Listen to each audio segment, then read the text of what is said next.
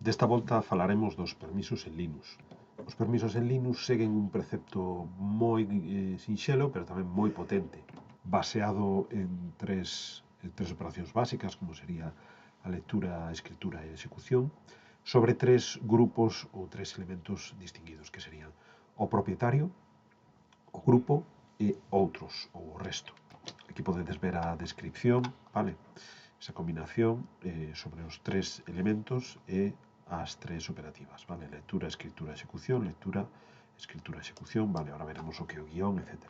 Antes de nada, para comprobar os permisos, imos un terminal e escribimos ls menos l. Puxe menos ls, pero bueno, menos l chegaría, vale? Fixadevos que sigue esta premisa, vale? 3 bits, mellor, vamos a falar de caracteres. 3 caracteres para o propietario, 3 caracteres para o grupo e 3 caracteres para outros, vale? Antes de eses 3 caracteres aparece un AD, neste caso, que está indicando que é un directorio. Se eu creo un ficheiro, vale? Un ficheiro de proba, veremos que ese carácter non aparece. Facemos un listado e fixadevos. Nese caso aparece un guión.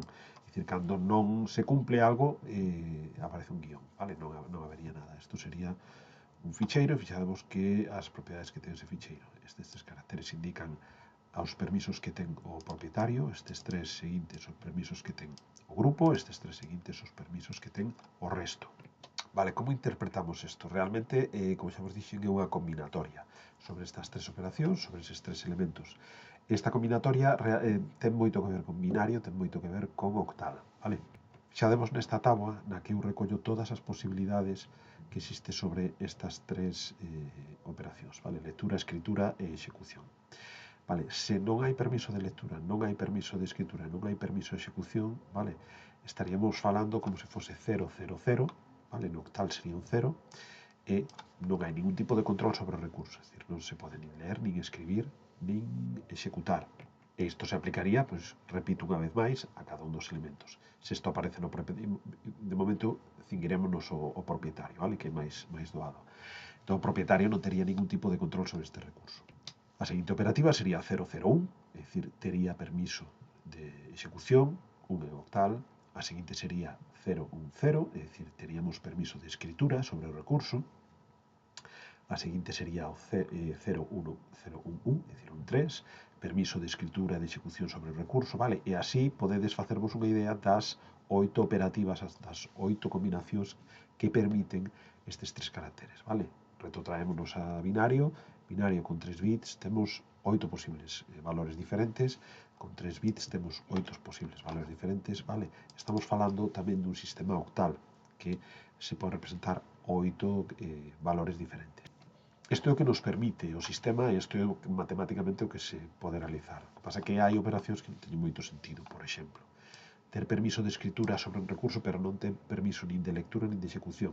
Non ten demasiado sentido. Podo escribir, pero non podo ler. Se o pensades un pouco, non ten moito sentido. O mesmo para escritura e execución. É dicir, podo ter permiso de escritura, podo ter permiso de execución, pero nin o podo ler, nin o podo escribir.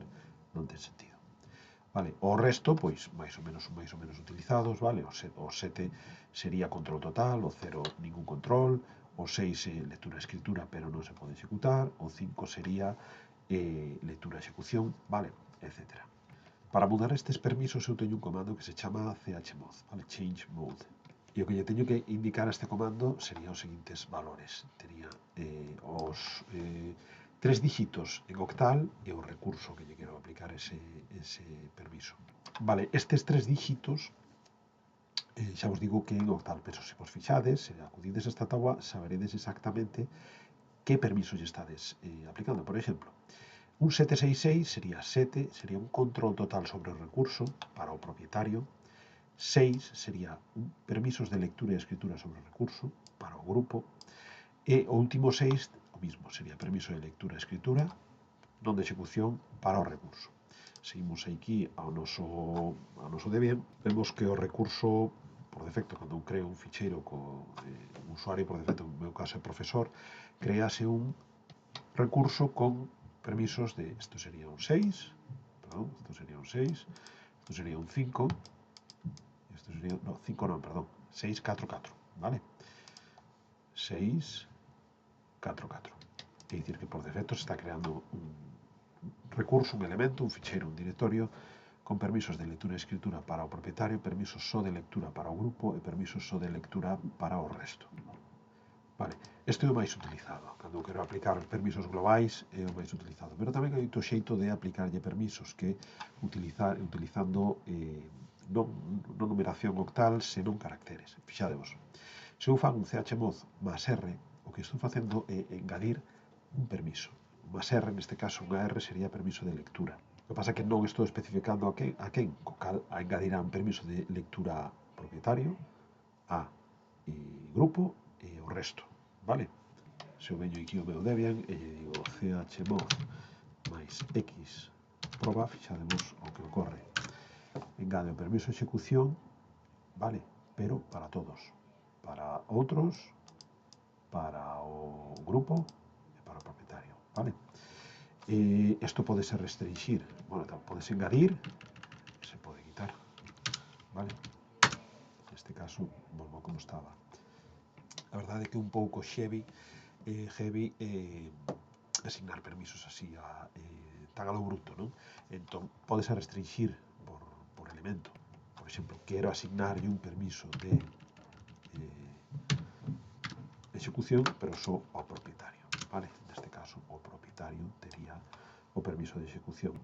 Ou tamén se pode, non é necesario, ou ya quitar os permisos para o que fai, non é necesario, podese indicar que tamén pois o grupo teña permiso de execución, vale? Se vos fixades, aplica os permisos de execución para o grupo e para o propietario. Así que separados por comas, pois podemos poñer todos os permisos que queramos. Que pasa? Este é un xeito de aplicar permisos moi cómodo cando son permisos moi puntuais, non? É dicir, un permiso de execución a un elemento concreto, etc. Cando eu quero establecer permisos dun xeito global, pois quero que este usuario teña X permisos, este grupo teña X permisos, o resto teña estes outros permisos. Facelo este xeito é unha perda de tempo. Nese caso, sería moito máis recomendable utilizar a técnica noctal, vale? Se vos fixades, estou falando de propietario, estou falando de grupo, pero realmente, iso como se muda? Fixadevos aquí, vale? Vou facer un clear para que se vexa mellor. Aquí aparecen dúas columnas que son profesor-profesor. A primeira columna sería o propietario e a segunda columna sería o grupo. Vale, neste caso, tanto o propietario como o grupo coinciden, porque cando eu creo un usuario, por defecto se crea un grupo co mesmo nome que este usuario, salvo que eu lle especifique o contrario. Así que cando se creou o usuario profesor, creou o usuario profesor dentro do grupo profesor, vale? Como podo mudar este grupo, este usuario? É moi doado, co comando chown, vale? Change owner, vale? Para eso vamos facer root, porque nesta máquina non teño de momento máis usuarios, e o que fago un chown, perdón, chown root, home, alumno, proba, vale? Perdón, profesor, profesor, proba. Vale, vemos o que ocorre. Podo facer un exit, e fixademos, aquí cambiou, pero só o propietario. Podes cambiar o propietario e podes cambiar o grupo, vale? O que pasa é que habería que especificalo. Podemos facerlo root, neste caso, se quero cambiar usuario, propietario e grupo, teria que facelo deste xeito. Fixademos o que ocorre, vale? Neste caso cambia o usuario e o grupo. Lembrade que todo isto, lembrade cando víamos os comandos que se podían, que hai parámetros, vale? É dicir, se o combinades co "-r", por exemplo, estaredes mudando os permisos dun xeito recursivo, vale? Por se ese elemento ten subdirectorios, etc. Outro xeito de cambiar o grupo, simplemente o grupo, sería o comando change group, se non me equivoco. Está mal escrito, change grp. Vale. Con este comando eu podo mudar simplemente o grupo. Podemos utilizar change grp. Voltamos a profesor. teño aquí, vou utilizar para non escribir todo, de novo, en vez de root, vou dicir que volte ao profesor, vale? Facemos un exit, ls-7, fixadevos, desta volta cambiou o profesor, o grupo, sen ten que, bueno, utilizar o comando chown.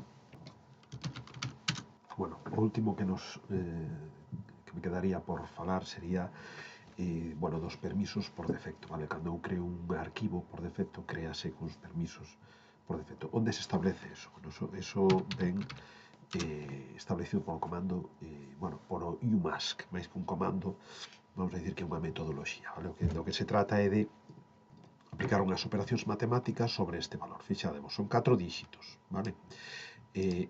Vamos a fixarnos nestes tres, nos tres últimos sería 0, 2, 2. Lembrade que estamos falando en octal, é dicir, se a 7 lle quito 0, quedaría 7, se a 7 lle quito 2, quedaría 5, e a 7 lle quito 2, quedaría 5. É dicir, que por defecto estaría creando elementos que serían 7, 5, 5. É dicir, está facendo a inversa do que ti lle pos. Entón, para directorios, os directorios crearía por defecto cos permisos 755, como falei, e para os arquivos faría a partir de 6, é dicir, 6 menos 0, 6, 6 menos 2, 4, 6 menos 2, 4, co cal estaría por defecto creando arquivos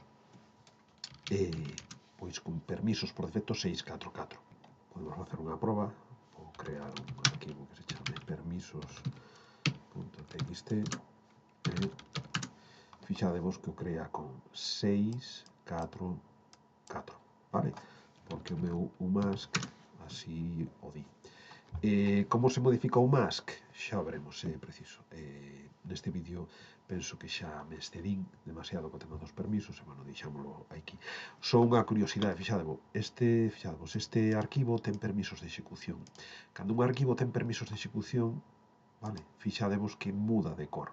O sea, entre este arquivo, a única diferencia que hai é os permisos de execución.